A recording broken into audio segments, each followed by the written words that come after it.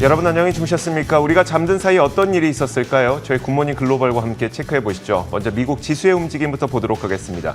자, 지수는 3대 지수가 혼조세를 보였습니다. 다우 지수는 0.4% 오른 반면에 나스닥 지수는 약보합권에서 마감이 됐었는데요.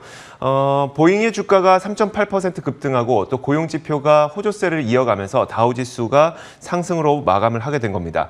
자, 고용 지표의 움직임부터 살펴보자면 실업수당 청구 건수가 꾸준히 감소하고 있습니다. 40만 6천 건을 기록해서 시장 예상치였던 42만 5천 건보다 고용시장이 더 빠르게 좋아지고 있다는 점을 확인을 시켜줬고요. 다시 한번 팬데믹 이후 최저치를 기록하기도 했습니다. 이것이 다우지수의 상승을 이끌었고 이런 가운데 옐런 재무장관이 재정지출을 더 늘릴 것이라고 밝혔어요. 그러면서 덧붙인 말이 재정지출이 지금 많이 늘어난 것 같지만 물가가 오른 것을 감안했을 때 지난 11년 동안 거의 늘지 않았다고 하면서 재정지출을 더 강력하게 늘릴 것이다 라는 이야기를 했습니다. 이 역시 경기 민감주에게는 긍정적인 뉴스로 작용을 하게 되겠죠. 자, 이날 시장에 또 한 가지 특징이 있었습니다. 바로 올 초에 굉장히 크게 뜨거워졌었던 레딧 관련주들이 다시 한번 뜨겁게 달아오르고 있다는 점인데요. AMC라든지 버진 갤럭틱, 비욘드 미트 이런 기업들의 주가가 하루 동안에도 꽤 큰 폭의 급등을 보였습니다. 잠시 후 저희가 애프터마켓을 통해서 이 내용은 더 자세하게 전해드리도록 하겠습니다. 자, 특징적이었던 기업들도 몇 가지 살펴보도록 하겠습니다. 자, 먼저 보잉과 제너럴 일렉트릭이 이날 큰 폭의 상승을 보였는데 에어버스가 A320 모델 비행기에 대한 생산 계획을 발표했기 때문이었습니다. 에어버스에서는 2023년 2분기까지 강력한 생산을 이어가겠다라고 발표를 했고요. 이 소식에 사실 어떻게 보면 경쟁자라고 할 수 있는 보잉의 주가도 크게 올랐고요. 제너럴 일렉트릭의 주가도 모두 급등한 채 마감했습니다. 자, 이어서 다음 기업도 볼 텐데 포드입니다. 포드가 최근 들어서 급등세가 계속 이어지고 있는 상태죠. 지난 밤사이에는 RBC 캐피털에서 투자 의견을 매수로 상향 조정하면서 급등세를 이어갔습니다. 전날에도 8% 올랐는데 이날만 해도 한 7% 오르면서 이런 급등세는 계속해서 이어지고 있습니다. 자, 이어서 에어비앤비도 보도록 하겠습니다. 최근 에어비앤비가 홈페이지에 새로운 기능을 추가한 거 다들 아실 텐데요. 일정을 유연하게 잡을 수 있는 기능을 넣었습니다. 올해 억눌린 여행 수요가 폭발하게 됐을 때 효과적일 것으로 평가하면서 RBC 캐피털은 에어비앤비에 대한 매수 의견으로 커버리지를 개시했고요. 이 덕분에 에어비앤비 주가는 6% 넘게 올랐습니다. 자, 달러 제너럴과 달러 트리 이 두 기업의 그 주가가 지난 밤사이에 엇갈렸는데요. 사실 두 기업 모두 미국판 다이소 혹은 미국판 천원샵으로 크게 다르지 않은 기업입니다. 그런데 주가는 서로 엇갈렸고요. 일단 달러 제너럴의 경우에는 예상을 뛰어넘는 실적과 또 가이던스를 높여 잡으면서 2.2% 오른 반면에 달러 트리의 경우에는요. 일단 실적은 시장 예상치에 부합하긴 했는데 가이던스를 시장 예상치보다 낮춰 잡으면서 7.7% 급락한 채 마감이 됐습니다. 자, 이렇게 몇 가지 특징주까지 살펴봤고요. 이어서 상품 선물 시장도 보도록 하겠습니다. 자, 먼저 국제 유가입니다. WTI 가격이 이날은 0.9% 올랐습니다. 고용을 비롯한 여러 가지 지표들이 호조세를 보이면서 유가가 올랐다는 분석이고요. 현재 선물 시장에서도 비슷한 상승폭을 계속 이어가고 있습니다. 66.85달러까지 오른 채 거래가 되고 있고요. 자, 금 가격도 보도록 하겠습니다. 자, 이렇게 지표가 좋아지게 되면 이 금 가격은 위험 자산을 선호하는 심리가 더 강해지다 보니까 금은 좀 회피하게 되죠. 그러다 보니까 이 금 가격은 소폭 하락하는 모습이었습니다. 고용 호조가 나타나면서 또 금리도 올랐고요. 이런 것도 역시 금 가격 상승에 좀 제한을 주는 요인이었습니다. 현재는 약보합권에서 거래가 되면서 1,899.9달러, 1,900달러 안팎에서 오락가락하는 모습입니다. 자, 이렇게 시장 전반적인 움직임을 살펴봤고요. 그러면 이 시장에 대한 분석은 어떻게 해야 되는 것인지 애프터마켓을 통해서 이어가도록 하겠습니다. 자, 오늘도 애프터마켓 2분과 함께 하겠습니다. 로제타 투자자문 US백조스탁 운용본부 최진석 본부장과 함께합니다. 어서 오세요. 안녕하십니까. 네, 안녕하세요. 자, 첫 번째 키워드부터 공개하도록 하겠습니다. 첫 번째 키워드 바로 이겁니다. 자, 이번 키워드는 옐런 재무장관의 얼굴이 나와 있고요. 구조적 아닌 일시적이라는 키워드를 꼽아주셨습니다. 어떤 내용일까요? 네, 오늘 밤에 이제 우리 시간으로 PC 가격 지수가 발표가 됐죠. 네. 굉장히 연준이 주시하는 인플레 지표로 알려져 있고 그렇기 때문에 이제 시장도 굉장히 많은 관심을 기울이고 있는 그런 상황에서 옐런 재무장관의 인플레이션에 대한 판단이 나와서 관련 내용을 준비를 해봤습니다. 옐런은 현재 인플레이션 수준이 고질적인 문제, 즉 구조적인 것이 아니라 일시적이다라고 판단한다라고 밝혔습니다. 다만 연말까지 YOY 기준의 고물가는 지속될 수 있을 것이다라고 전망을 했는데요. 즉 기저 효과도 좀 있겠고 그리고 일시적인 수요 공급에 좀 불균형이 있기 때문에 인플레이션 가속화는 지속될 것이다라는 예상으로 좀 해석이 되지만 이 동시에 크게 또 걱정할 필요는 없는 것으로 좀 해석이 된다라고 비즈니스 인사이더에서는 해석을 했습니다. 이는 조 바이든 행정부에서 공급망이 정상화 시에 인플레이션도 안정화될 것이다라고 얘기를 했던 그런 스탠스와도 일맥상통하는데요. 반면 이제 공화당은 최근까지도 과도한 재정 부양이 경기 과열을 일으키고 있다라면서 비판 여론을 좀 일으키고 있는 그런 상황입니다. 이와 관련해서도 옐런 재무장관은 역사적으로 낮은 금리 수준이 유지가 되고 있기 때문에 이런 부분들이 당장 부채 상환 부담을 줄여주고 있다. 그렇기 때문에 인프라와 또 투자에 더욱더 신경을 써야 할 때라고 강조하기도 했습니다. 인플레이션이 일시적인 문제지 구조적인 문제가 아니다라고 얘기를 했다는 거잖아요. 물론 이제 시장은 거기에 대해서 좀 안도감을 가질 수도 있을 것 같긴 합니다만 어쨌든 연말까지 인플레이션이 지속된다고 얘기를 한 것은 시장에서는 인플레 지속될 수 있겠구나라는 또 받아들일 수도 있는 거거든요. 인플레이션과 또 최근 증시 전망에 대한 분위기는 어떨까요? 네, 그렇습니다. 이제 연말까지 그래도 우리가 인플레이션 이슈를 계속해서 좀 살펴봐야 한다. 이런 네네. 뜻으로는 좀 해석이 되잖아요. 그렇기 때문에 증시 전망과 이를 좀 연관을 시켜 보더라도 일부는 이제 대비를 미리미리 좀 해야 한다. 좀 증시 성적에도 좀 변화 가능성을 염두를 해야 한다라는 분위기가 좀 일고 있습니다. 예를 들어서 LPL 파이낸셜이라는 기관에서도 인플레이션 우려라든지 그리고 국채금리 상승 이슈가 있기 때문에 위험 자산에 대한 투자 심리가 위축이 될 수가 있고 그러면서 하반기의 증시 성적이 상대적으로 부진할 수 있을 것이다라는 분석을 최근에 제시를 했는데요. 그러면서 큰 강세장 이후에 상대적으로 이 부진한 이 장세가 좀 이어지는 것은 흔한 일이다라고 얘기를 했습니다. 그리고 이제 뱅크 오브 아메리카 같은 곳에서도 인플레이션이 좀 발생을 하면서 특히 이제 소비재 기업들의 인건비 부담을 좀 늘려줄 것이다. 그러면서 관련 섹터에 대한 투자를 주의해야 한다라고 얘기를 했고요. 그리고 인플레이션에 대비해서 원자재로서 해칭을 하는 것이 또 유효할 것이다. 이런 전략을 제시하기도 했습니다.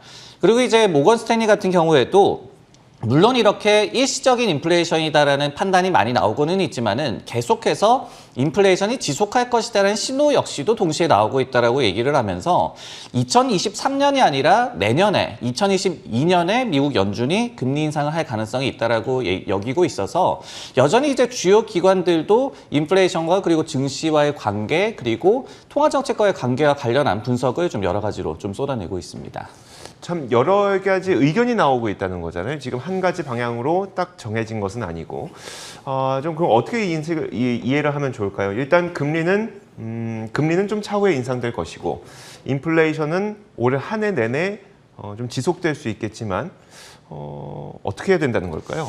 좀 이제 트렌드로 좀 보면 네네. 좋을 것 같아요. 그러면은 우리가 지금 여러 가지 의견이 분분하게 나오고 있는 상황에서 네네. 좀 자명하게 예상되는 사실은 뭐냐? 바로 시중금리가 완만하게 상승하는 겁니다. 네네. 경기도 회복이 됐고 그리고 언젠가는 연준도 금리를 올릴 것이기 때문에 이런 부분을 결국은 염두를 해야 하는 건데 그러면 이제 역사적인 데이터를 한번 살펴볼 필요도 있을 것 같아요. 지난 1990년 이후에 약 한 7차례 정도의 미국의 10년물 국채금리의 상승기가 있었어요. 네네. 근데 증시가 떨어졌던 그 시기는 딱 한 번에 그쳤거든요. 근데 그때가 바로 앨런 그린스펀 전 연준 의장이 굉장히 어떻게 보면은 좀 급진적으로 네네. 금리를 올렸던 그 시기입니다. 즉 이런 역사적인 전례를 저희가 본다면은 연준이 시장과 잘 소통을 하면서 금리도 점진적으로 올리고 그리고 네. 경기 회복에 따른 경기가 좋아서 시중금리가 오르는 것에 대해서는 증시가 결국은 이해를 하고 잘 갔었다. 네. 이런 부분을 또 참고하는 것도 괜찮을 것 같습니다. 알겠습니다.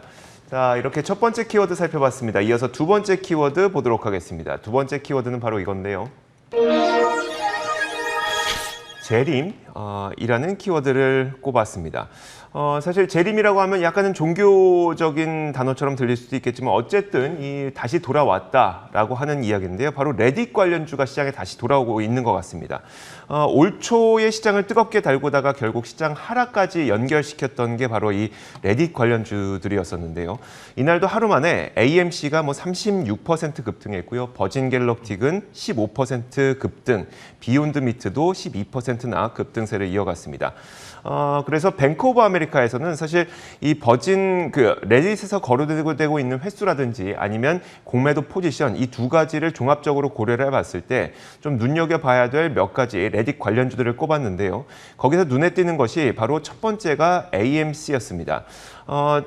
가장 눈에 띄는 것은 이 AMC가 레딧에서 언급되는 횟수로 봤을 때 게임스탑을 넘어섰다는 게 가장 눈에 띄고요. 그리고 공매도 포지션도 21%이기 때문에 확실한 레딧 관련주로 분류가 될 수 있을 것 같고요. 그 다음 눈에 띄는 기업이 바로 비욘드 미트입니다. 자, 비욘드 미트는 사실 언급되는 횟수는 그렇게 많지 않습니다. 25회 정도로 언급되는 횟수는 많지 않습니다만 지금 여기 이제 나오네요. 하지만 이 공매도 포지션이 한 25%로 굉장히 높기 때문에 이것도 레딧 관련주로 좀 분류가 됐고요. 버진 갤럭틱도 레딧 관련주로 분류를 했습니다.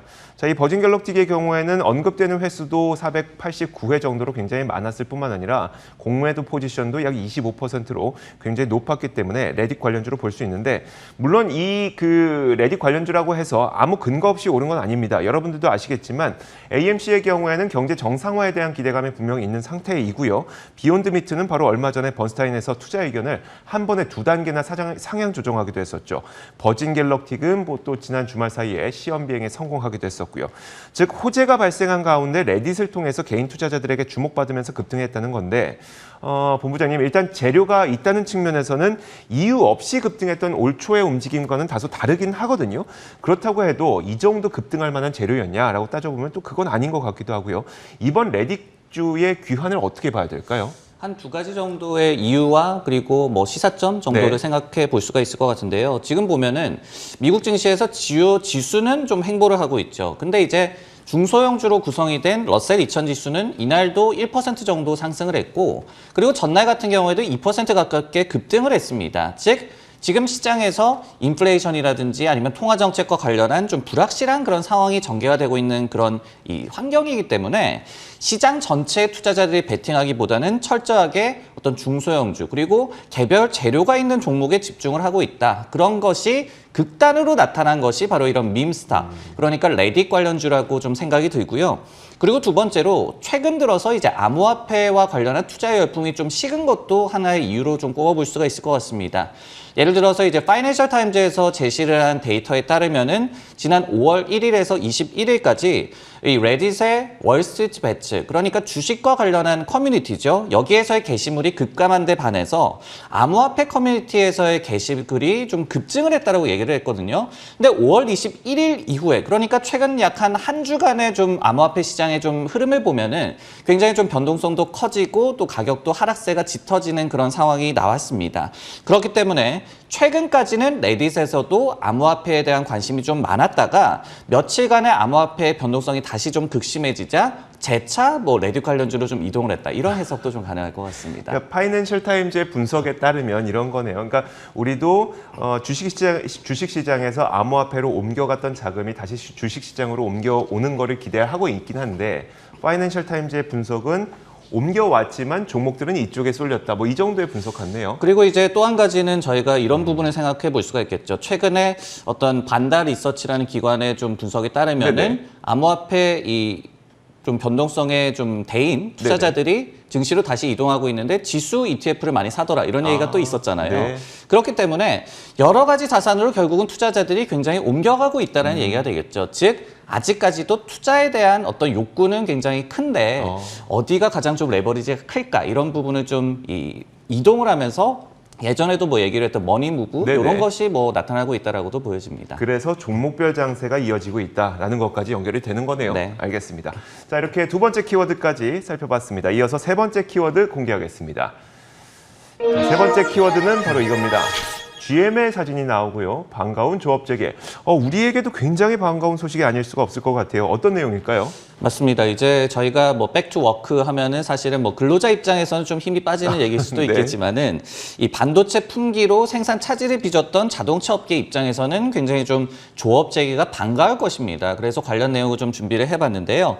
제너럴 모터스에서 이날 전 세계 5개 조립 공장의 이 가동을 곧 재개한다라고 발표를 했습니다. 그러면서 다음 주에 미국과 멕시코 그리고 캐나다 공장에서의 가동을 재개하겠다라고 얘기를 했고요. 우리나라 이제 부평에 있는 공장 같은 경우에도 지금까지 약간 절반 정도만 가동을 하고 있었는데 정상화가 곧 될 것이다라고 얘기를 했습니다.